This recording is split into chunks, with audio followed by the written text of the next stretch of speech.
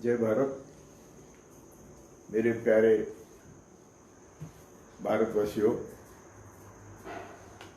मैंने जानबूझकर 2014 के पहले का भारत, बाद का भारत चुना है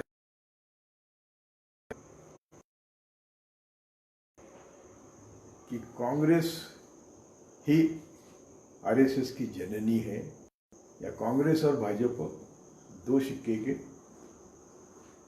एक ही रुपया है। मैं भी ऐसा कहता था और मैंने बोला कि कांग्रेस ने मुझे जेल में डाला था, पुलिस कस्टडी में था मैं, तो भी मोदी आने के बाद जो मैंने कांग्रेस का, नेहरू फैमिली का शुरू से अभ्यास किया है, त्याग जिसको कहते हैं त्याग, ये त्याग की बात हम समझते ही नहीं। अभी अभी ये प्रियंका को घर निकालने के कारण उसके इलाहाबाद के यानी प्रयागराज के घर की बात हो रही है। देखे मैंने वो घर, मोतीलाल नेहरू ने दान कर दिए कांग्रेस को, राष्ट्र को। दिल्ली में भी जो था दान कर दिया। तो बात क्या है, स्वतंत्रता के लिए जिन्होंने अपनी जिंदगी बर्बाद करी, उनके ऊपर हम आज जो नहीं करना चाहिए वो करते हैं। ठीक है ना, आपको पसंद नहीं है उनकी आइडियोलॉजी, तो उनकी बदनामी क्यों करते हैं? तो 2014 के पहले, स्वतंत्रता के बाद या स्वतंत्रता के दिनों में ये आरएसएस वालों ने सब देश भर हिंदू मुस्लिम दंगे शुरू करे थे। उसके प्रूफ है, दयाल करके यूपी के जो चीफ मिनिस्टर थे मूछ वाले, मुझे उनका अभी याद नहीं आ रहा नाम, उनके होम सेक्रेटरी थे दयाल करके, वो बोले कि मैं ट्रंक लोड पुरावा लेके हमारे सीएम के पास गया कि गोलवलकर क्या कर रहा है यूपी में, सब जला रहा है यूपी। तो उन्होंने सिर्फ कहा कि उनको फोन पर ले लो, कहाँ है वो, और फोन पर लिया और कहा कि आप यूपी छोड़ जाओ। सुनो प्रोसिक्यूशन, कुछ एक्शन नहीं। तो ये उनका हौसला हमेशा बढ़ा है। तो फिर देश में 2014 के पहले के दंगे देखो तो, बॉम्ब स्फोट देखो तो, बाबरी मस्जिद का ढोना देखो तो, गुजरात देखो तो। मोदी जी तो कहते हैं कि हर आपत्ति के अवसर में बदल देना चाहिए, आपत्ति को अवसर में बदल देना चाहिए। कैसे? गोधरा हुआ तो सब डेड बॉडियां लेके वो फ्यूनरल कर रहे थे स्थानिक लोग, तो नहीं बोले ये सब बॉडियां अहमदाबाद में उसका जुलूस निकालेंगे। क्यों जुलूस निकालेंगे? तो आपत्ति का फायदा उठाकर उसका अवसर में बदल करना था। और फिर जो होना है सब देश के सामने है। मेरा कहना यह है कि उसके बाद, वो बाबरी मस्जिद के बाद इनका हौसला और बढ़ा, और हम कुछ भी करते हैं, सर्वोच्च न्यायालय का आदेश था कि आप ढांचे को हाथ नहीं लगाएंगे। तो वाजपेयी का 5 तारीख की रात को भाषण है। ये सब लोग कहते हैं कि वाजपेयी बहुत सज्जन थे, वो उनका मुखौटा था, लेकिन थे तो वो संघ के, और थे थी जहरीली विचार संघ की। तो 5 तारीख को रात को भाषण क्या किया कि देखो भाई, सुप्रीम कोर्ट ने हमें कार सेवा की इजाजत दी है। अभी कार सेवा हम ये नोकीले पत्थर, ये डोम होते हुए कैसे करेंगे? तो क्या करना चाहिए? तो ये सब समतल करना चाहिए। ये 5 तारीख को रात को भाषण करके वाजपेयी चले आए, और जिनको सामने रखना था वो आडवाणी, मुरली मनोहर जोशी, वो दो कोई ऋतुम बराब, ये सब साध्वी, उनको रखा। और लाखों कार सेवक देश भर से आए, ट्रेन भर के आए थे। तो एक वीडियो अभी भी मैं क्या होता है कि समय नहीं इतना मिलता। एक वीडियो अभी भी मेरे फेसबुक पर है कि ये ढांचा गिराने की साजिश पहले से वो तय हो गई थी, और वहाँ का चीफ मिनिस्टर उनका ही था, कल्याण सिंह। ये सब वहाँ उनको इकट्ठा होने दिया, ये भाषण किया 5 तारीख को, वाजपेयी चले गए। तो फिर क्या हुआ? जो है आपके सामने है। उसके पहले उसके बाद रथ यात्रा जब चल रही थी तब भी हजारों लोग रास्ते में मारे गए थे, दंगे हुए थे। तो लालू जी ने पहली हिम्मत दिखाई देश में। देखो, सभी देश के इतने चीफ मिनिस्टर थे, लालू जी ने हिम्मत दिखाई और आडवाणी का रथ रोका। और उनका भाषण क्या है लालू जी का? लालू जी तब 35 साल के थे। बोले मेरी चीफ मिनिस्टरशिप गई भाड़ में। आप राम भक्तों को देश भर मारते आए यहां तक, और अभी ये राम की सेवा करने के लिए कोई भक्त जिंदा तो रखो। तो आपका मैं रथ रोकता हूं, आप यहां से आगे मत जाइए। आडवाणी ने बोला कि नहीं, हम मानेंगे नहीं, आप बीच में मत आओ, राम के हम भक्त हैं और हमें राम मंदिर बनाना है वगैरह वगैरह। वो जो एरोगेंट स्पीच था वो हुआ। आडवाणी को उठाया लालू जी ने और कलकत्ता में कई अच्छे होटल में उनके रेस्ट हाउस में इंतजाम किया और मोर्चा खत्म किया। तो बाबरी मस्जिद ढोने के समय एक धक्का और दो बोलने वाले वो ऋतुम्बरा है, वो दूसरी अभी चीफ मिनिस्टर थी मध्य प्रदेश की कुछ दिनों के लिए। तो इन लोगों ने सबने वो बाबरी मस्जिद का ढांचा ढोया। इनका मकसद क्या है? मकसद है हमेशा देश में अशांतता रखना। अब क्यों रखना है? तो इसलिए रखना है कि आप तिलक सावरकर अगर गोलवलकर पढ़ेंगे तो उनका कहना है कि हम भारत के मालिक हैं, और जब तक सामान्य जनता की हम कमर तोड़ नहीं करते, आर्थिक हो सामाजिक हो, हम उन पर राज नहीं कर सकते या बौद्धिक भेजा सड़ाने का काम नहीं करते तो ये करते रहे। 18 बम स्फोट किए। उनके सब नाम मैंने कल, आज भी मैं बोल सकता हूं, सभी भाजपा के पदाधिकारी है, और वो सभी बोलते हैं कि इसमें भागवत भी शामिल है। असीमानंद का कन्फेशन है कि हमने कई स्फोट किए, तो उसमें भागवत ने बोले थे। मकसद क्या था? मुस्लिमों के ही बस्ती पर बम डालना और मुस्लिम आरोपी करना। इतनी भी अकल नहीं कि मुस्लिम लोग मुस्लिमों की बस्ती पर बम क्यों डालेंगे। तो वो जो बम थे, वो जो देश में अशांतता करने का काम था, तो इनको आर्यवत हिंदू राष्ट्र स्थापन करना था।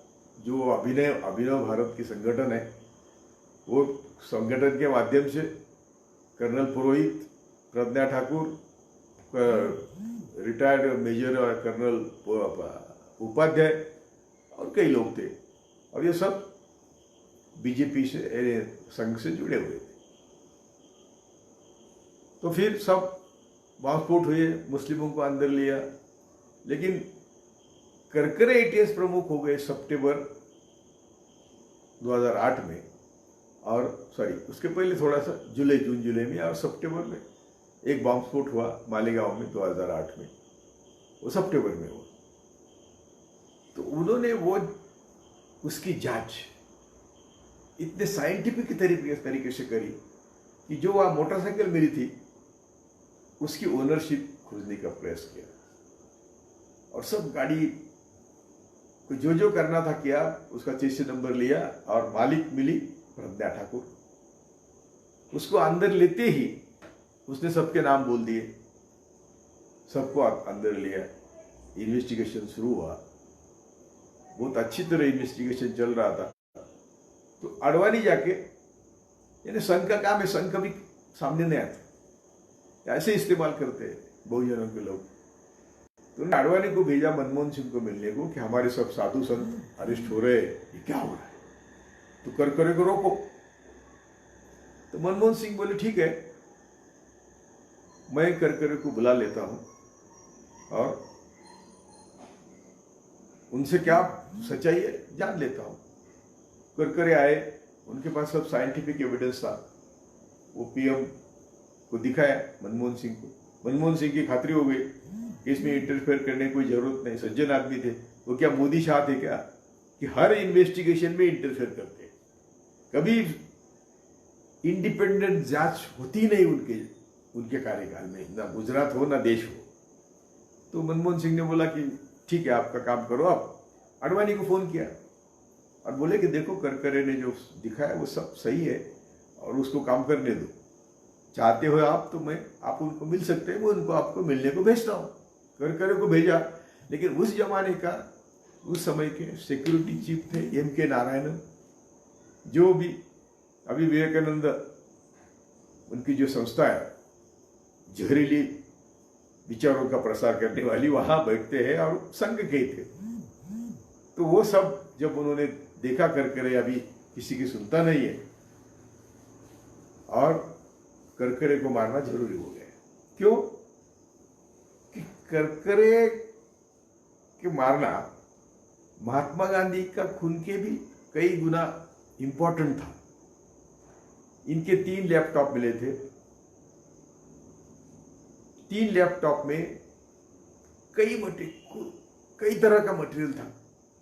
उनकी आदत थी कि वो जो मीटिंग करते थे, फरीदाबाद में मीटिंग हुई 2008 में, तो वो मीटिंग के मिनट्स वो वीडियो रिकॉर्डिंग करते थे।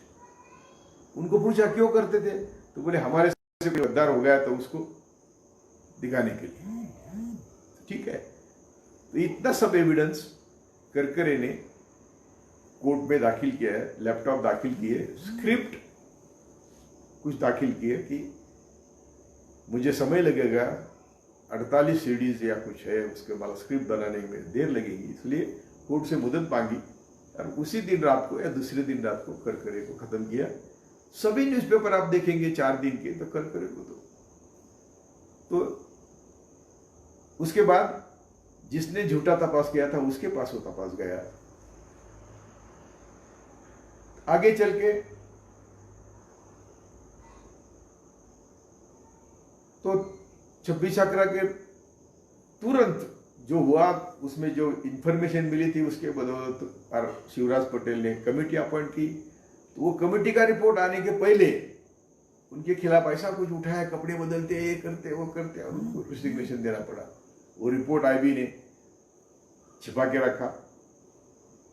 यानी क्या होता था, राज कांग्रेस का था ना, तो इनको अधिकारी सब इनके थे। मैं हमेशा बोलता हूं कि की institutions are always manned by RSS people, IB, रॉ, जो भी है, क्योंकि इंफॉर्मेशन तो मिली थी मिनट टू मिनट, तो भी वो देश को बताई नहीं। तो बॉम्ब स्फोट हो रहे थे, दंगे हो रहे थे देश में। 91 के बाद जो भी इंदिरा गांधी ने किया, बैंकों का राष्ट्रीयकरण किया, कोल इंडिया कंपनी स्थापन करी, यानी सब हमारी कुदरती संपत्ति है, देश की संपत्ति है, ये किया। उसके पहले जब कॉन्स्टिट्यूशन का अमल हुआ 26 जनवरी 1950 को, तो सब रिएक्शनरी फोर्सेस वो कॉन्स्टिट्यूशन पर बाउंस, वो जो रिजर्वेशन था, ऐसा कि कॉन्स्टिट्यूशन का मकसद क्या था और क्या है, शोषण मुक्त समाज की निर्मित, किसी तरह का शोषण नहीं चाहिए।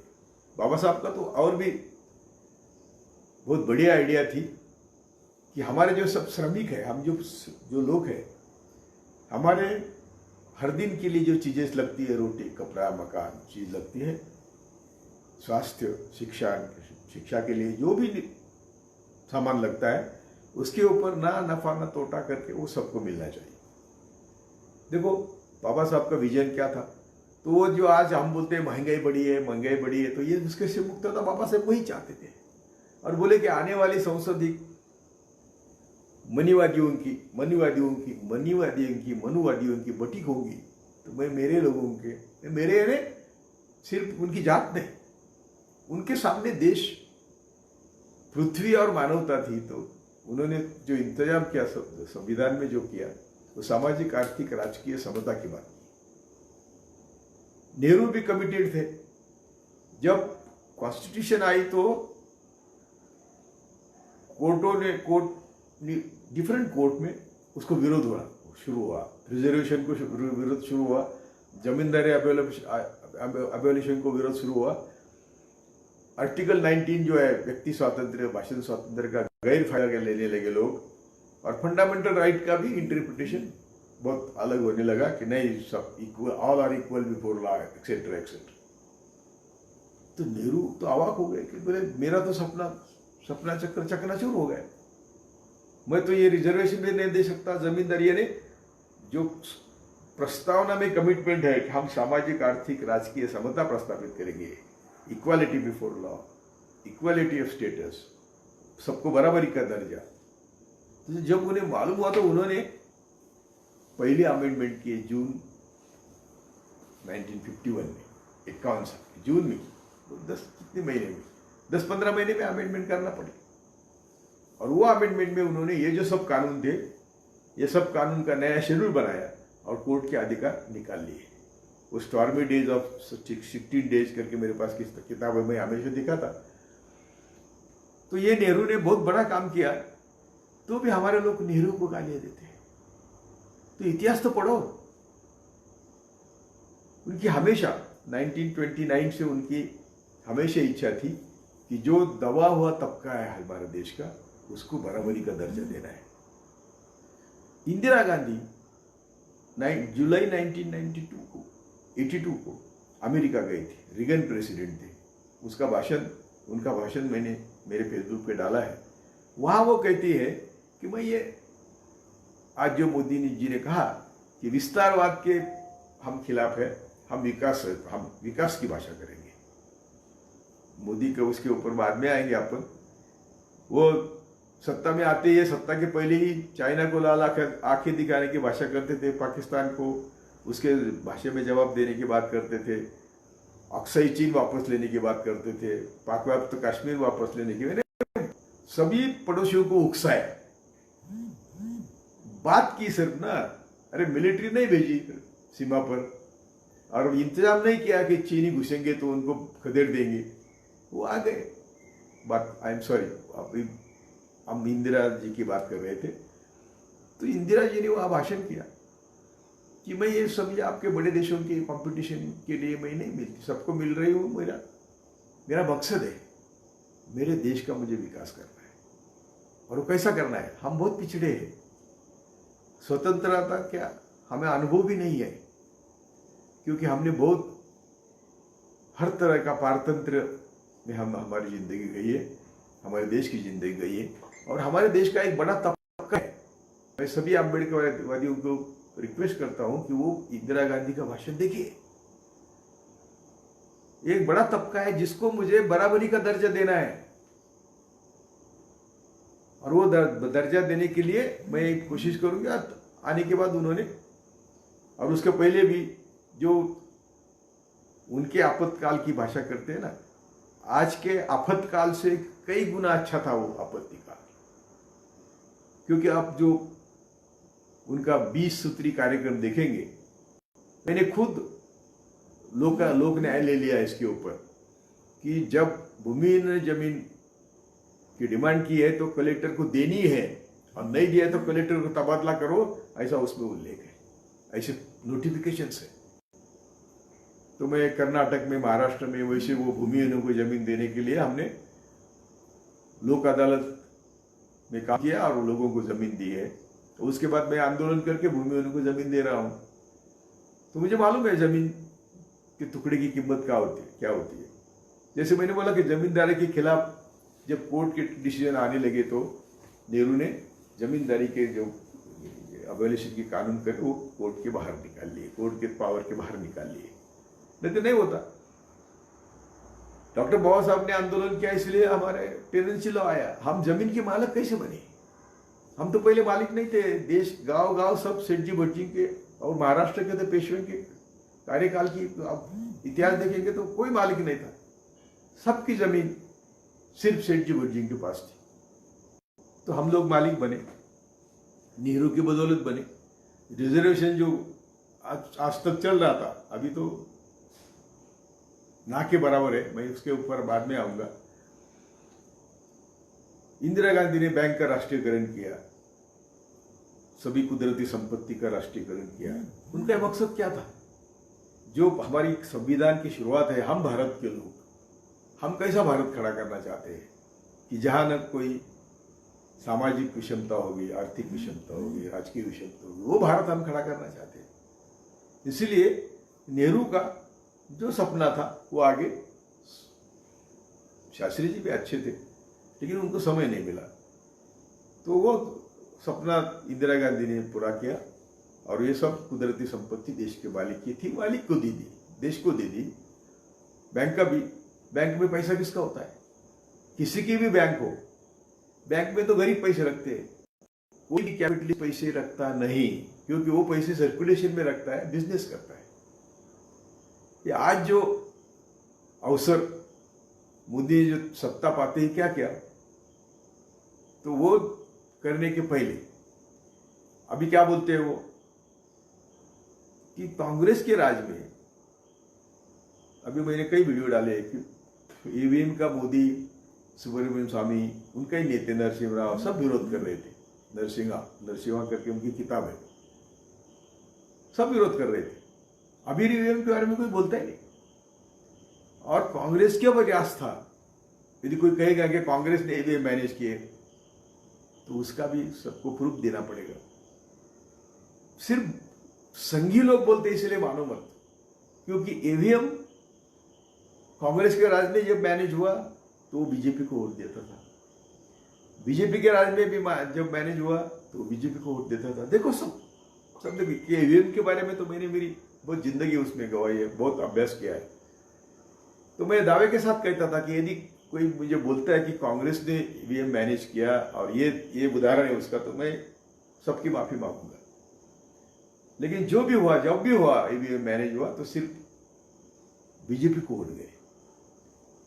तो मैं इसलिए बोल रहा था कि राज किसका हो, अप्रत्यक्ष राज हमेशा संघ का है, और जब कांग्रेस का राज होता है तो उनको ज्यादा ये मौका मिलता है देश को बर्बाद करने का। अभी थोड़ा सा उनके ऊपर जिम्मेदारी थी, लेकिन 2019 का इलेक्शन जीतने के बाद वो भी उन्होंने छोड़ दिया। तो नोटबंदी करी, तो उसके पहले एक बार नोटबंदी का थोड़े कुछ 500 रुपए के नोट बंद करने की बात हुई थी, तो बीजेपी ने कड़ा विरोध किया। पेट्रोल डीजल के दामों के भाषण देखो, ईवीएम के भाषण देखो, महंगाई के भाषण देखो, ये सब कांग्रेस के राज में ये सब आसान था। कांग्रेस को बदनाम करने के लिए भ्रष्टाचार आंदोलन देखो, उसके पहले जयप्रकाश का नारायण का आंदोलन देखो। जयप्रकाश नारायण का आंदोलन, थोड़ी गलती इंदिरा गांधी की हुई होगी, कोर्ट ने निकाल देने के बाद उन्होंने अपना चुप बैठना था, लेकिन वो सब जो किया जजेस, सुप्रीम कोर्ट, और उससे वो ज्यादा बदनाम हो गई, बदनाम होने का मौका मिला। लेकिन गरीबों के प्रति जो उनका काम है उस इमरजेंसी में, वो जरा किसी ने स्टडी तो करो, इतना अच्छा काम है। और गरीबों को वहां सहूलत मिलती थी, और हम जो बहुजन है, ब्राह्मण पुरुष छोड़ के हमको एक चीज मालूम नहीं कि हमें मनु के कायदे के अनुसार पढ़ाई की मनाही थी। हमारे ब्राह्मण माता भगिनी को भी पढ़ाई की मनाही थी। तो इमरजेंसी तो हमारे ऊपर हजारों साल से है। जब हम पढ़े लिखे नहीं है तो हम भाषण नहीं कर सकते, जब हम भाषण नहीं कर सकते तो हम सोच नहीं सकते, जब हम सोच नहीं सकते तो इमरजेंसी में हमारे लिए क्या नया है, वही था ना। तो ये हम लोग समझते नहीं कि वो इमरजेंसी 1976 की इमरजेंसी संविधान के तहत लाई थी, और इंदिरा जी अपना गरीबों के लिए काम कर रही थी। वो उन्होंने उठाई, इलेक्शन लिया, वो हार गई। जयप्रकाश नारायण को तुम देखो, सभी हिस्ट्री में देखो, किसको मान्यता मिलती है देश में? जो टिळक सिर्फ ब्राह्मण पुरुष के फेवर में था, बाकी 98.9 लोगों के विरोध थे, वो लोग मान्य हो गए क्योंकि सिर्फ ब्राह्मणों की मान्यता की जरूरत थी ना। ये अभी परिमिला राव करके दिल्ली यूनिवर्सिटी की प्राध्यापिका, उसने टिळक जी पर लिखा है, और वो भी उनके सब पेपर लिखे, उनके एडिटोरियल्स, उनके थिंकिंग, और वो बोले कि ये तो 98.5% लोगों के खिलाफ थे, तो भी ये लोकमान्य हो गए। तो उसको बेचारे को मालूम नहीं, वो महाराष्ट्र की नहीं थी। तो मैंने कहा कि मैडम हाँ वो लोकमान्य है। तो हुआ क्या? जयप्रकाश नारायण का आंदोलन किसने खड़ा किया? संघ ने खड़ा किया। संघ के बिना प्रेस किसी को उठाता नहीं, संघ के बिना प्रचार होता नहीं, और जो प्रचार हुआ और समग्र क्रांति का नाम लिया। और किसने गिराई सरकार? सरकार लाई, बीजेपी ने गिराई, क्योंकि उनको वो चलने नहीं देनी थी, उनको वो चलानी नहीं थी। उन्होंने तो क्या किया? 3 मिनिस्ट्री ली, फॉरेन मिनिस्ट्री लिया, तो मोसाद नाम के सबसे दुनिया की खतरनाक संगठन है, उससे वाजपेयी ने संबंध प्रस्थापित करे, और हमारे आरएसएस के वर्कर्स वहां ट्रेनिंग लेने जाते थे। वो जो विनोद मित्रा या कोई है, मोहित्रा, यानी प्रमोद महाजन का पीए था, वो मोसाद का ट्रेनी था, ऐसा लोक सत्ता ने लिखा है, मोसाद का ट्रेनी था। तो मोसाद से ट्रेनिंग शुरू हुआ, वो है वाजपेयी का काम हुआ। अडवाणी ने, उनके पास टीवी रेडियो थे, तो समय टीवी तो ज्यादा नहीं थे, जो था टीवी उसके ऊपर रामायण महाभारत शुरू किया, ताकि वर्ण व्यवस्था का पुनर्जीवन हो, और उसकी परिणति बाबरी मस्जिद गिराने में हुई। मुरली मनोहर जोशी ने शिक्षा मंत्री थे, तो उन्होंने भविष्य लाया शिक्षा, यानी हमको फिर बधिर बनाया। जब संविधान कहता है कि हम सबको वैज्ञानिक, विकासवादी, सत्सद बुद्धिवादी, तर्कशुद्ध बुद्धिवादी बनना है, तो हमको भविष्य में लटका दिया। तो ये जब भी इनको सत्ता मिलती है, तो वो अगले 500 साल का नुकसान करके रखते हैं।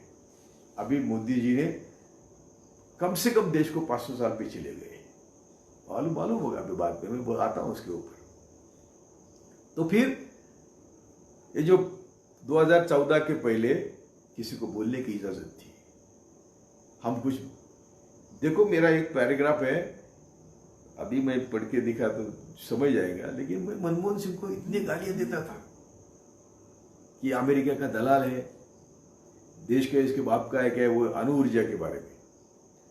इतने मैंने सरकारी टीवी पर भी कहा कि मनमोहन सिंह अमेरिका का दलाल है, और उसको अमेरिका ने बोला, इसलिए नरसिंह राव ने अर्थ मंत्री किया था, वो वर्ल्ड बैंक से इधर लाए थे, क्योंकि वो दुनिया के कैपिटलिस्ट हमारे पीछे पड़े हैं, भारत जैसी भूमि उनको चाहिए सबको।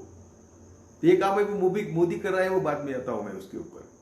तो फिर मुझे टीवी ने बाद में लिखी नोटिस भेजा कि आपने वो कल जो कहा उसका पुरावा। मैंने कहा मेरे पास प्रूफ है, नरसिंह राव मेरे घर आके बोले थे। मैंने कहा मनमोहन सिंह को आपने, हम लिबरलाइजेशन के खिलाफ थे, लिबरलाइजेशन का मतलब है कैपिटलिस्ट को सब देना, और वो दिया, तो हम खिलाफ थे। इंदिरा जी के जो रास्ता था वो कांग्रेस ने नहीं स्वीकारा बाद में, और उनको भुगतना पड़ रही है। लेकिन उसमें गांधी परिवार को दोष देने से कुछ फायदा नहीं। मैं बोलता हूं ना कि जब करकरे मनमोहन सिंह को मिलने गया, तो संघ का आदमी वहां बैठा था, इनके नारायण एडवाइजर जैसे दोवाल जैसे। मैं अभी अमेरिका में दलित मुस्लिमों का डेलीगेशन लेके वहां के डिप्लोमेट को मिला था, तो वहां भी इंटरप्रेटर आरएसएस के थे। मैंने कहा नमस्ते, आप तो यहां भी है यार, तो हमारा काम क्या होगा यार। तो जहां वहां वो बराबर पोजीशन लेके बैठे, अकल से ज्यादा नहीं है, लेकिन छलकपटी चाल से बहुत नुकसान होता है देश का। उनका हर आदमी एक ब्रेन कंडीशन होता है। कोई भी संघ का आदमी दुनिया में फेमस हुआ, कुछ मानव जाति के लिए किया, दिखाओ ना, कुछ दिखाओ। उनको तो इतनी दिक्कत है कि उनका एक भी आदमी हमारे सामने आदर्श करके खड़ा नहीं कर सकते, इसलिए हमारे लोग चोरते हैं, भगत सिंह, जिसने कहा था कि ब्रिटिशों को हम घुमा यूं भगा देंगे, लेकिन आर्यभट्टों का, धर्मांध शक्ति का क्या करेंगे। सुभाष चंद्र बोस, जिनकी सेना थी, उनको पैरेलल सेना इन्होंने ब्रिटिशों के साथ जोड़ दी थी। जो भी जिसका भी ये नाम लेते हैं, महात्मा गांधी प्रातस्मरणीय बनता था, ने उसका मर्डर किया। सरदार पटेल पुतला खड़ा किया, लेकिन सरदार पटेल ने इनको नकारा था। तो तभी ये जिसको भी दत्तक लेते हैं या आदर्श मानते हैं, वो उनके खिलाफ था। स्वामी विवेकानंद ने कहा कि पुरोहित जब तक सड़के मरेंगे नहीं, तब तक देश का विकास नहीं होगा। तो इतना बोलने के बावजूद उनको सर पर लेते हैं, हमको गुमराह करने के लिए, हम भारतीयों को गुमराह करने के लिए। तो ये सब चलता रहा 2014 के पहले, बहुत खुल्लम खुल्ला चलता था। लेकिन कांग्रेस ने उसके ऊपर ध्यान नहीं दिया। क्यों नहीं दिया? तो कांग्रेस में भी आरएसएस वाले लोग हैं ना, आज भी है। और जो इंदिरा गांधी का राज था, तो इंदिरा गांधी यदि कुछ बोलना है तो वो अपने सबको छोड़ के गार्डन में जाती थी। जिसके साथ बात करनी है वो गार्डन में उसके साथ बात करती थी। वो होशियारी उनके पास थी और उनकी वो औकात भी थी। उनका कलेजा इतना बड़ा था कि जब अमेरिका ने धमकी देने के बावजूद उसने बांग्लादेश को फ्री कर दिया और हमें वो धमकी नहीं देना है बोल के किया। तो ये जब देश चल रहा था, अच्छा चल रहा था, विकास हो रहा था, कितने पीएसयू से जवाहरलाल नेहरू ने सब उद्योगपतियों को बुलाया था कि कैसा देश का विकास करेंगे। तो समाजवाद को सबने विरोध किया, लेकिन मिक्स इकोनॉमी की बात करी। और मिक्स इकोनॉमी में क्या, तो जो इंफ्रास्ट्रक्चर इनको चाहिए था, बिजली चाहिए, रोड चाहिए, मशीनरी चाहिए, लोन चाहिए, वो सरकार ने देना है। तो फिर नेहरू जी ने पब्लिक सेक्टर शुरू किए और उसमें एमएससीबी आया। सब जो भी पब्लिक सेक्टर थे वो नेहरू ने शुरू करे। एलआईसी शुरू करी, बीएसएनएल है, कितने सेक्टर्स है जो पब्लिक सेक्टर है, ओएनजीसी है। जो सरकार की कुदरती संपत्ति थी उसके लिए, और इंफ्रास्ट्रक्चर बना के उद्योगपतियों को उद्योग करने के लिए मौका देने का नेहरू जी ने प्रयास किया। उद्योग खड़े रहे, पीएससी भी खड़े रहे। जो नेहरू ने, इंदिरा गांधी ने खड़ा किया, जो देश के हित में निर्णय लिए, वो 2014 के पहले के हैं। और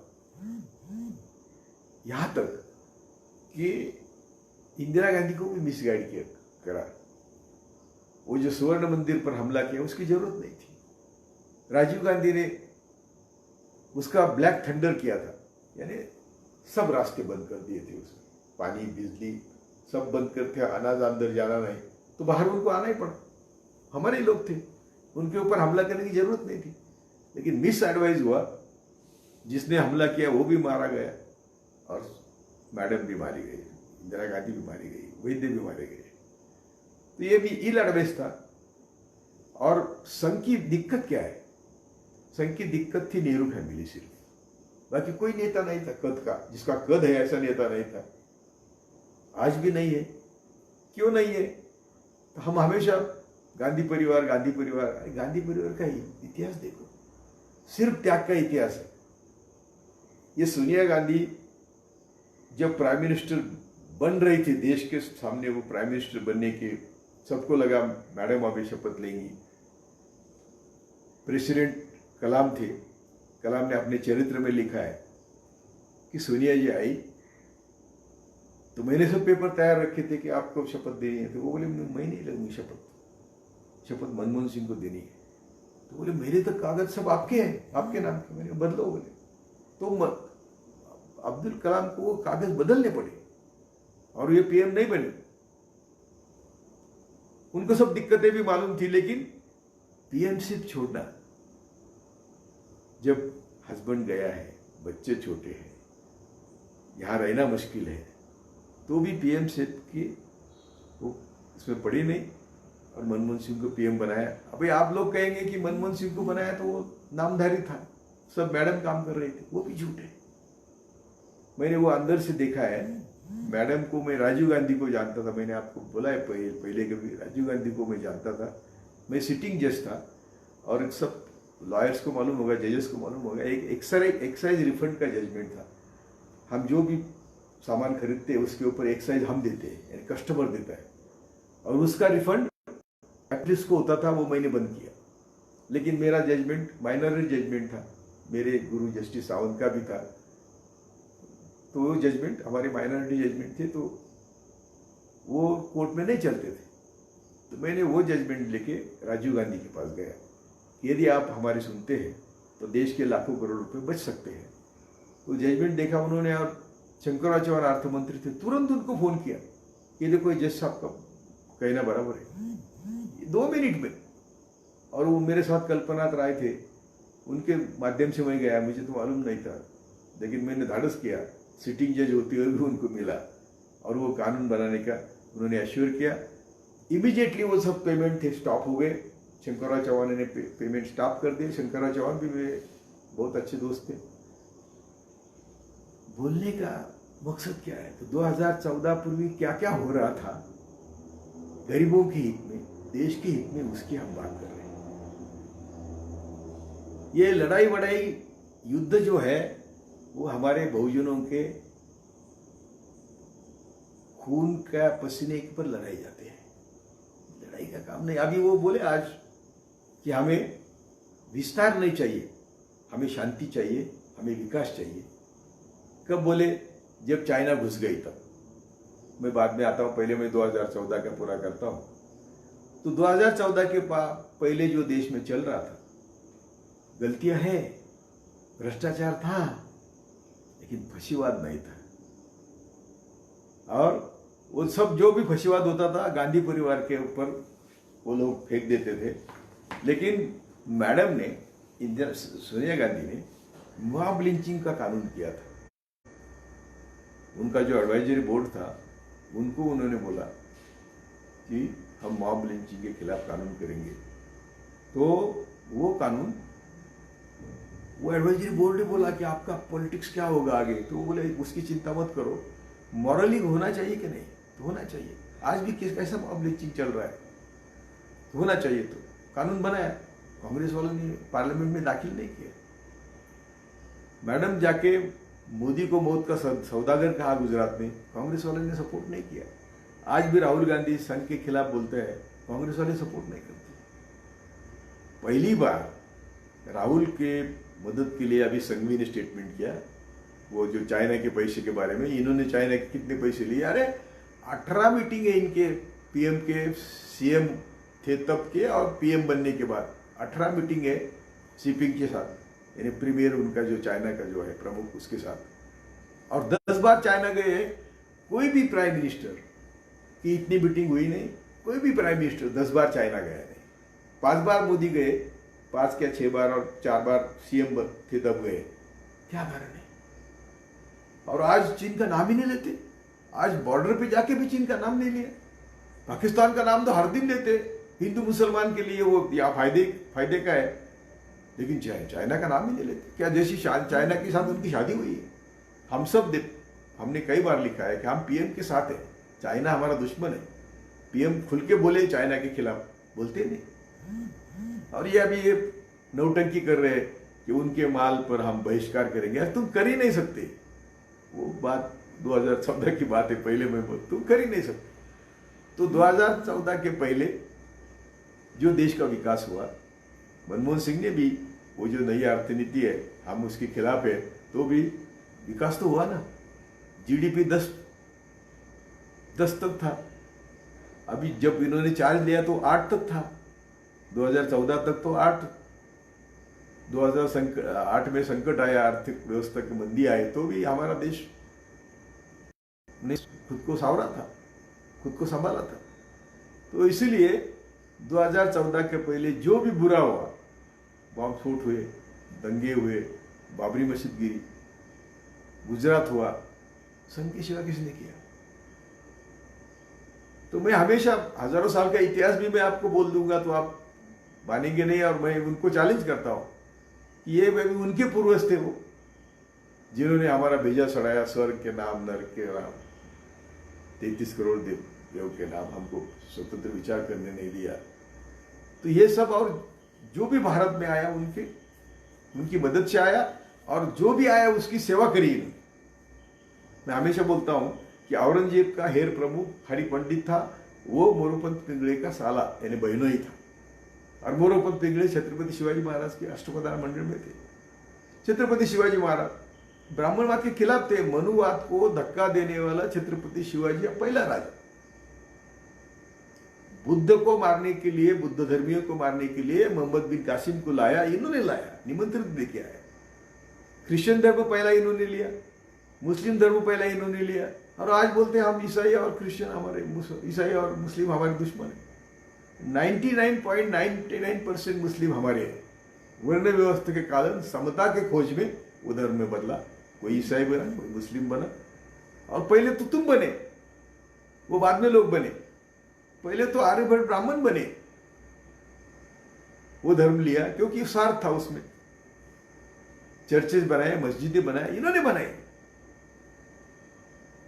तो जो 2014 के पहले हुआ, सबसे ताज्जुब करने वाली बात है कि 16वें 17वें शतक में हमारा देश सोनिया की चिड़िया था, और तब मुगलों का राज था। देश दुनिया में सोनिया की चिड़िया करके गिना जाता था, क्योंकि हर स्किल्ड वस्तु की निर्मित भारत में होती थी।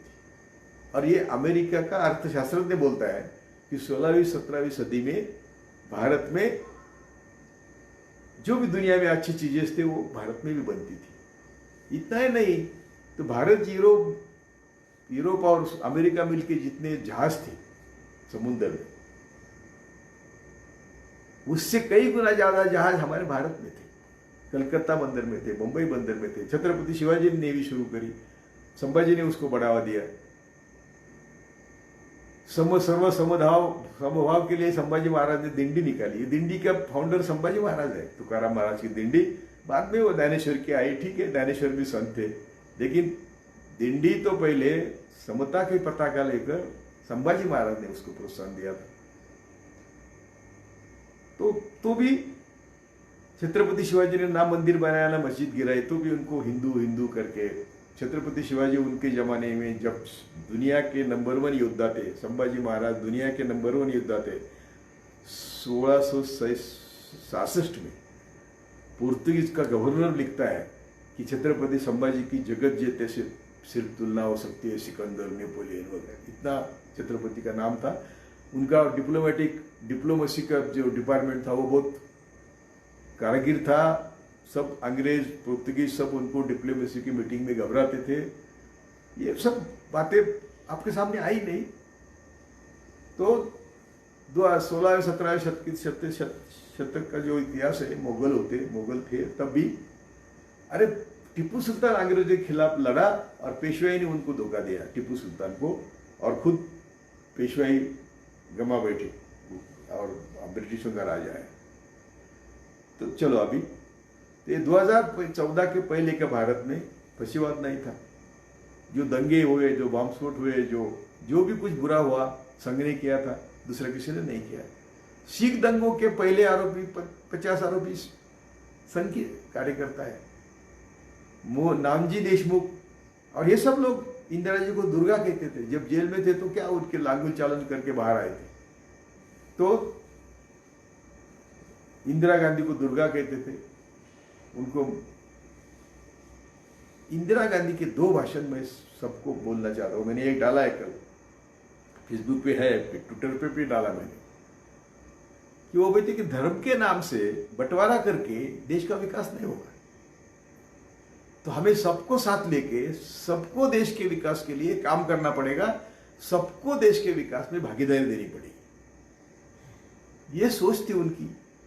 लेकिन उनके भी इर्द गिर्द, सोनिया के भी इर्द गिर्द, देखो ना, सोनिया ने जो कानून बनाए, RTE, right to education, right to information, अन्न सुरक्षा, अच्छा लैंड एक्विजिशन एक्ट बनाया था, जिसको हमारे सब नेताओं का विरोध था कि गांव की जमीन लेनी है तो 80% गांव की संपत्ति चाहिए, और वो गांव का पुनर्वसन बिल्कुल नए तरीके से होना चाहिए। तो सबने बोला फिर उद्योग आएंगे ही नहीं।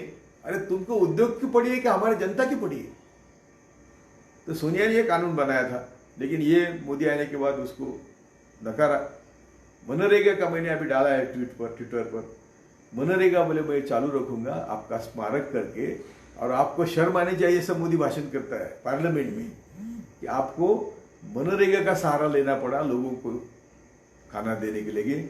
अभी कल मोदी भाषण कर रहा था कि 80 करोड़ लोगों को 2 समय की रोटी देने के लिए, वो भी पश्चिम बंगाल और बिहार का इलेक्शन सामने रख के मैं 90,000 के इंतजाम करता हूँ, 90,000 करोड़ का। और अप्रैल में जून का मैंने इंतजाम किया था, उसको 60,000 करोड़ का इंतजाम किया था 2 समय की रोटी देने के लिए। तो मैं हमेशा बोलता हूं कि हिटलर ने मुर्गा लेके पार्लियामेंट में गए थे, और हिटलर ने वो मुर्गे का एक एक पंख निकाला, वो मुर्गा चीखता रहा पार्लियामेंट में, और उसको नीचे डाल दिया और दाने उसके सामने रखने शुरू किए। तो वो मुर्गा हिटलर के सामने पीछे पीछे चलने लगा। तो हिटलर ने सबको बोला राज करना है तो ऐसा करना है। मोदी वही कर रहे हैं। आने के बाद नोटबंदी करी, सबके खिस्से से पैसे निकले। अरे मेरे 1-1 लाख के आंदोलन थे, नोटबंदी के खिलाफ मैंने आंदोलन किया तो 5,000 लोग नहीं आए। बोले सर खाने को नहीं, आने को नहीं, हम हमारे तो लोग सब अपने आप खर्चे से आते हैं, हम क्या उनको पैसे देंगे। तो इतना फर्क हो गया। और नोटबंदी से मिला क्या? इनके हजारों करोड़ रुपए खर्च हुए प्रिंटिंग में इसमें, और मिला तो कुछ नहीं। ऑन द कॉन्ट्री उनका डाव अलग था, वो आज भी देश को मालूम नहीं। नोटबंदी के पहले इन्होंने 3-4 लाख करोड़ रुपए प्रिंट करके पहले ही लाए, बाद में नोटबंदी जाहिर करी। इसलिए देखो गुजरात में, पंजाब में उनके 2000 के नोट नोटबंदी के पहले लोगों ने दिखाई है, गुजरात में तो रिपोर्ट है। तो और उसका स्टिंग ऑपरेशन कि पैसे की इनके गोडाउन भरे हैं, उसके स्टिंग ऑपरेशन आप समझते हैं वो झूठ नहीं होता, क्योंकि स्टिंग ऑपरेशन में मालूम नहीं जिसको कि वो ऑपरेशन हो रहा है। तो स्टिंग ऑपरेशन हुआ, वो नोटों के रूम्स दिखाए गए, और वो जो वहां बैठा था केयर टेकर, उसको वो बोला कि क्या है कितने नोट है, तो बोले एक कमल की कमाल है, और वो अमित शाह का फोटो दिखा रहा था। ये नोटबंदी के पहले की बात। नोटबंदी के पहले देश भर में इन्होंने संपत्ति खरीदी करी, तो नोटबंदी के मालूम होने के सिवाय करी क्या? सभी डिस्ट्रिक्ट प्लेस में उनके ऑफिस की जगह खरीदी करी बीजेपी ने, फिर संघ के लोगों ने, और नोटबंदी करी। 4 घंटे की नोटिस देके बनी, कई लोग मरे, और मोदी रोते थे कि मैं तो आपके लिए कर रहा हूं, मुझे सिर्फ 50 दिन दे दो, 50 दिनों के बाद मुझे फांसी दे दो। कहाँ फांसी दी? और कौन फांसी देगा? सबको आपने अंधा कर दिया है, सबका भेजा आपने सड़ा दिया है। क्या भेजा सड़ाने का कारण? हिंदू मुस्लिम 370। अरे हमारे रोजी रोटी का पहले करो ना, सबको देश के रोजी रोटी, कपड़ा, मकान, स्वास्थ्य, शिक्षा की इंतजाम करो। अभी कल सिद्ध हुआ कि मोदी जी ने 60,000 करोड़ पहले दिए थे 2 महीने के लिए, 3 महीने के लिए। वो सब झूठ है, क्योंकि एफसीआई गोडाउन से धान्य बाहर आया नहीं, तो धान्य बांटा कैसे? ये सब बाकी का मैं बोलता हूं, लेकिन झूठ, रात दिन झूठ बोलो। 15 लाख दूंगा, 2 करोड़ नौकरियां दूंगा, ये करूंगा, वो करूंगा, पाकिस्तान को लाला, चाइना को लाला के दिखाएंगे, ऑक्सिया चीन वापस लेंगे, पाक वक्त कश्मीर वापस लेंगे। ये गवार जैसी भाषा है, इनको मालूम नहीं इंटरनेशनल क्या चला है। या ऐसे अपनी आलू भट्टी का इस्तेमाल नहीं कर सकते ना, वो लड़ाई छेड़ सकते। अभी क्या हुआ, चाइना ने घुसकर उनके सब बनाए ना, वो क्या लेक है, उसका नाम क्या है, पेंगोंग लेक, और गलवान घाटी में सब बनाए, सब उनके स्ट्रक्चर खड़े, और हजारों मिलिट्री बुलडोजर्स, सब टैंकर्स खड़े हैं। वो अभी वहां नहीं गए, वो निम करके दूसरा गांव है, वहां गए लद्दाख में अब भाषण करने के लिए। आज वहां तो जाते ना कि क्या हुआ देखते तो ही। तो सब झूठ बोलना, और फिर उकसाना, चीन को उकसाया पार्लियामेंट में। जब आप भाषण करते हैं कि हम अक्सर चीन वापस लेंगे, ये HM हमारा, जिसका रिकॉर्ड इतना खराब है, तड़ीपार था, सोहराबुद्दीन का, इशरत जहां का, ये होम मिनिस्टर थे, एनकाउंटर किया बोलते हैं। एटीएस प्रमुख बोलता है गुजरात का कि ये हमारे कस्टडी में थे, इनकाउंटर सवाल नहीं था, ये कोई गुनहगार नहीं थे, उनकी मोदी को मारने को आए, ऐसा जब बात न्यूज आती है तो फिर देश में फिर एक अशांति का माहौल है, मोदी के बारे में सहानुभूति पैदा होती है। हम लोगों को क्योंकि मोदी के बारे में मारने की बात करी ना एल्गार परिषद में, और जो लोग अंदर है वो 80 साल के 70 साल के सोशल वर्कर है, स्कॉलर है, दुनिया भर के स्कॉलर लोग हैं, उनको अंदर लिया है। तेल तुंबड़े तक, वरियाल राव, भारद्वाज, सब लोग जो अंदर लिए वो कितने विद्वान लोग हैं, उनका हमसे कोई ताल्लुक नहीं है। लेकिन वैचारिक विरोध करने वाले को, आपको राणा आयुब की किताब है गुजरात फाइल पढ़ो, ये फोन करते थे पुलिस ऑफिसर को, उसको टॉप, वो अंदर है उसको मारो, कस्टडी में है उसको मारो। तो वो राजन प्रियदर्शी एटीएस प्रमुख था, वो चिढ़ गया, वो बोला कि मैं इंडियन पुलिस के सर्विस में हूं, मोदी शाह के सर्विस में नहीं हूं। तो ये गुजरात का इतिहास है, गुजरात का कुपोषण, गुजरात के दारिद्र्य रेखा सब देश भर के सबसे नीचे है। गुजरात मॉडल क्योंकि, और आज भी मेरे पास वीडियो है कि मोदी ओबीसी नहीं है, मोद घांची करके उच्च वर्णीय जात है गुजरात की, और वहां से वो आते हैं, वो जो सर्टिफिकेट दिखाने वाला वीडियो है कि मोदी ओबीसी नहीं है, लेकिन खुद सीएम बनता है और खुद को ओबीसी बनाता है। क्या बात है, क्या काम किया मोदी ने? तो पहला काम किया ओबीसी बनाया, दूसरा काम गोधरा की जांच पुलिस ने शुरू करी थी। आईएसआई को वो लोग खोज कर रहे थे, किसने किया ये? उन्होंने बोले लोकल मुस्लिमों का खिलाफ करो। अक्षरधाम का बोले हमला हुआ, वो हमला इन्होंने करवाया, संसद पर हमला इन्होंने करवाया, सब पेपर्स। लेकिन करेंगे क्या?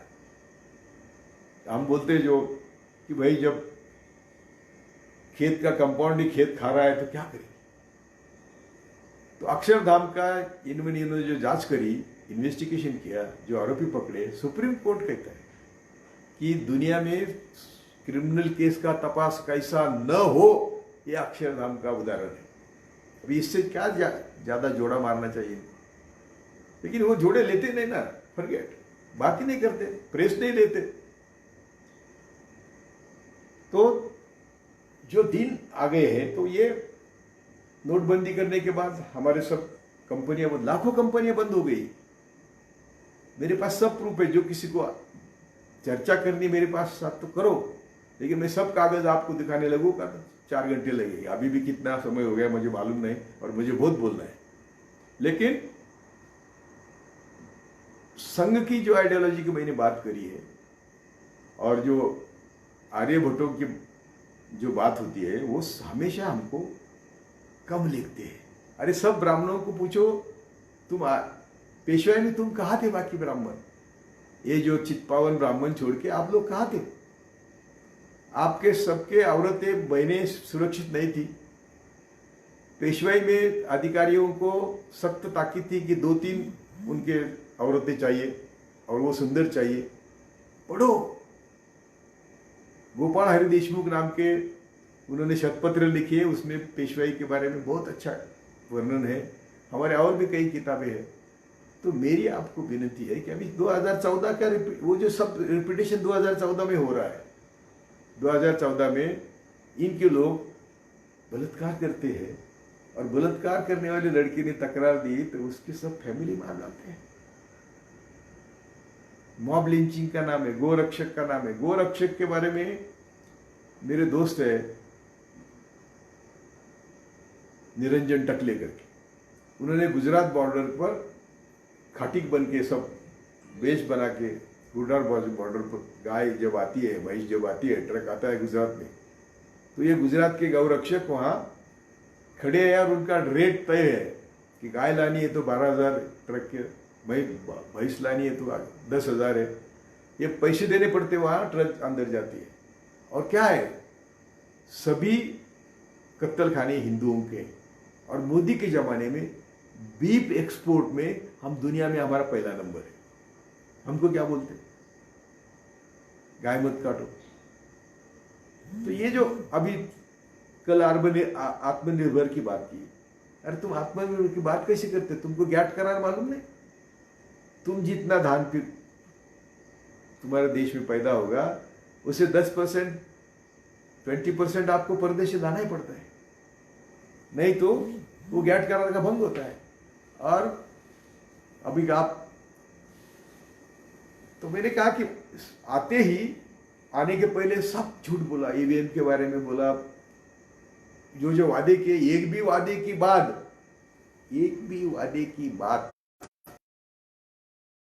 करी नहीं। काले धन की बात करते रहे, सुप्रीम कोर्ट में लिख के दिया कि हम नहीं ला सकते। और काले धन में है किसके? इनके सब दोस्त है। काले धन किसके? हम लोगों के क्या, अपने लोगों के क्या? काले धन वाले सब ये थे। अभी मुझे एक उद्योगपति मिला था, अभी उसका नाम बताएंगे तो उसको मार डालेंगे। उसका 35,000 का लोन माफ करना था, तो वो बोलता है मुझे 25,000 करोड़ दे दो, 35,000 करोड़ का लोन माफ करते हैं। क्या है? तो ये जो लोन माफी है, ये 2014 से लोन माफी, कर्ज माफी, ब्याज माफी, एक टैक्स माफी, ये 30 लाख करोड़ से 50 लाख करोड़ का है। और मोदी ने कल कहा कि 8 महीने के लिए मैंने करोड़ रुपए का धान देने का खर्च करे। वो तो झूठ है, लेकिन ये धान खर्च करने के लिए धान कहां से निकालना है? एफसीआई गोडाउन से निकालना है। वो जो निकाला ही नहीं, मई महीने में 13% निकाला रिक्वायरमेंट के, जून में 10% निकाला, तो धान कहाँ गया? और 60,000 करोड़ कहाँ गए? लेकिन 60,000 और 90,000 यानी 1.5 लाख करोड़ में वो 8 महीने 80 करोड़ लोगों को खाना दे सकते, उनका हिसाब है, हमारा नहीं। तो 1 साल के लिए कितने लगेंगे? 2.25 लाख करोड़। तो सबको 80 करोड़ लोगों को धान देना है तो 2.25 लाख करोड़ लगेंगे। मोदी ने तो 50 लाख की खिलाफत बांटी, 40-50 लाख का लोन निकाला, उसका अभी 10 लाख रुपए महीना तो ब्याज है। रिजर्व बैंक से पैसे निकाले, जो चाइना वार के बारे समय भी नहीं निकाले थे इतने पैसे, अभी रिजर्व बैंक से निकाले। और एक अभी रिजर्व बैंक का एक ऑफिसर है, रिटायर हुआ, वो कहता है कि रिजर्व बैंक और हर बैंक में अनअकाउंटेड मनी भी होता है और सोना भी होता है।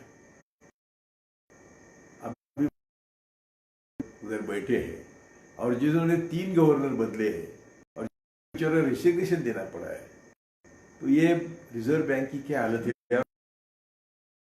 तो अर्थतज्ञ नहीं है, सेक्रेटरी था, समय मदद करी थी, इनको बिठा दिया गवर्नर का। तो वो जो सोना है, वो जो अनअकाउंटेड मनी है, वो कहाँ गई? LIC बेचना शुरू किया, ONGC बेचना घाटे में आ गई, शुरू किया। जो ONGC दुनिया में सबसे बड़ा पब्लिक सेक्टर था जो प्रॉफिट देता था, सब प्रॉफिट देने वाले सेक्टर बेचने लगे, ऑयल सेक्टर बेचने लगे।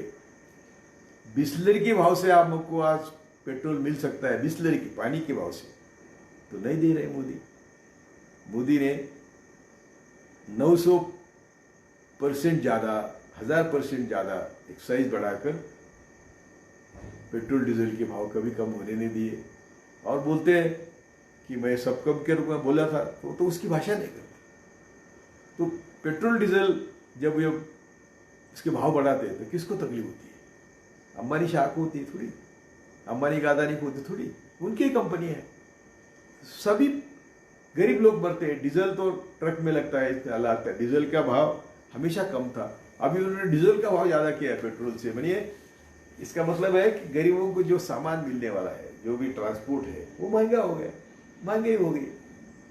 और देखो ना, ये जो जैसे नोटबंदी करी वैसे लॉकडाउन किया, नोटिस नहीं दी, किसी का सलाह नहीं लिया।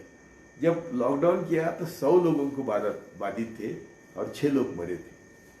अब जब लॉकडाउन खोल रहे हैं तो लाखों लोग बाधित थे और हजारों लोग मरे। तो लॉकडाउन करने का क्या था? और खुद जावड़ेकर जी बोलते हैं कि मोदी जी बहुत सतर्क थे किसके बारे में? कोरोना के बारे में।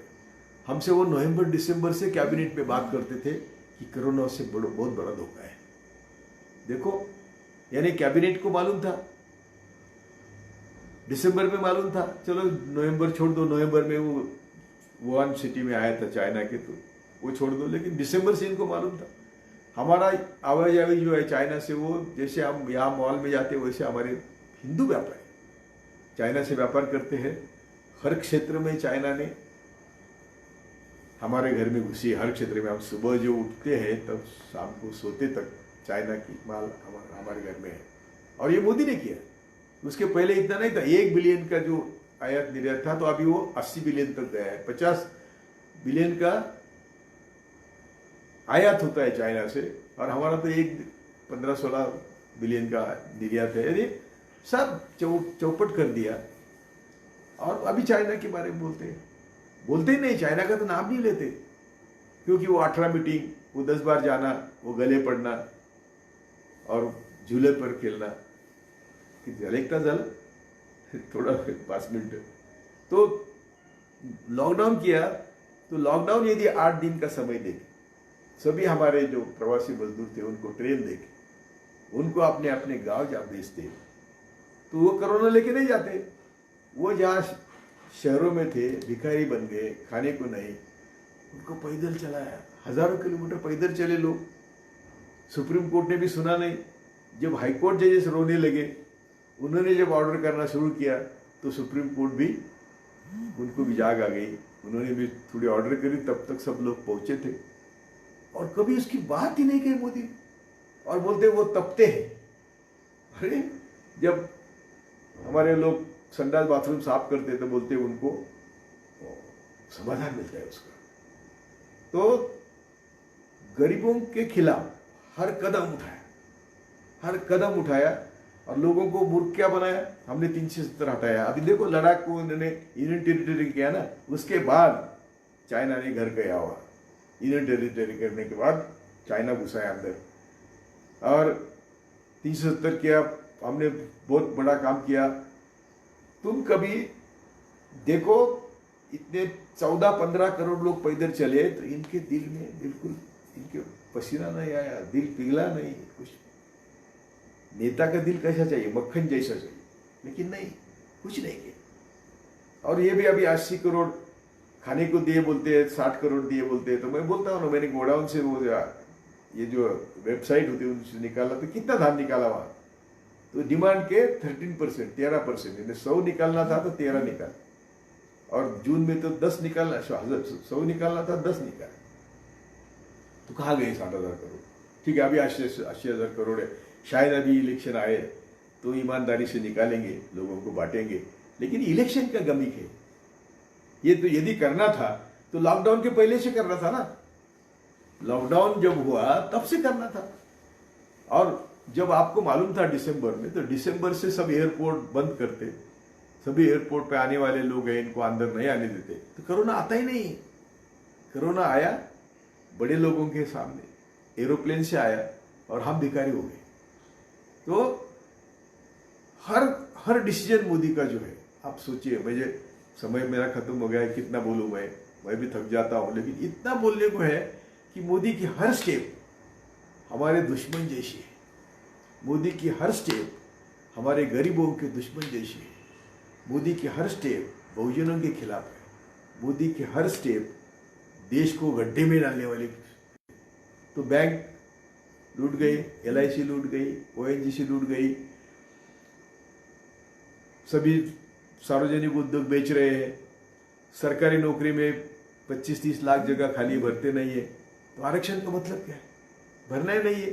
कोर्ट ने उत्तर आरक्षण खत्म करने के डिसीजन दिए हैं, और ये नया भरते नहीं, नौकरी में लोग लेते नहीं, तो आरक्षण का क्या फायदा है? तो ऐसे कई चीजें हैं जो सब गरीबों के खिलाफ हुए। 2014 के बाद मॉब लिंचिंग हुआ, दंगे हुए, गाय का मैंने बताया कमीशन लेते सब गौ रक्षक, और ये सब इतना सच बोलने का सजा तो मुझे मिलने वाली है, मैं उसको तैयार हूं, लेकिन मैं नहीं बोलूंगा तो कौन बोलेगा? ये संघ के बॉम्ब स्फोट के बारे में मैं ही बोलता था, करकरे के बारे में मैं ही बोलता था, मेरे दोस्त मुस्लिम और मैं दोनों ये करकरे के बारे में, पानसरे ने ये किताब पढ़ी, डाळीतले डोळ म्हणून, मराठीतली है। और उसके बाद उन्होंने फ़ोन किया कि अरे यार आप आर्यभट्टों के खिलाफ लड़ रहे हो, सही है।